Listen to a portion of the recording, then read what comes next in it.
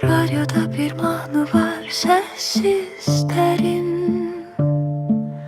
Tapılmak için değil, yaşanmak için. Ömrün izleri kalbimde kalıp, ses her dəfə gələndə hayat yeniden canlanır.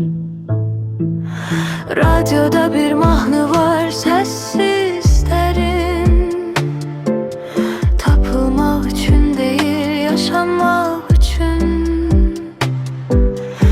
Ömrün izleri kalbimde kalıp, ses her dəfə gələndə hayat yeniden canlanır.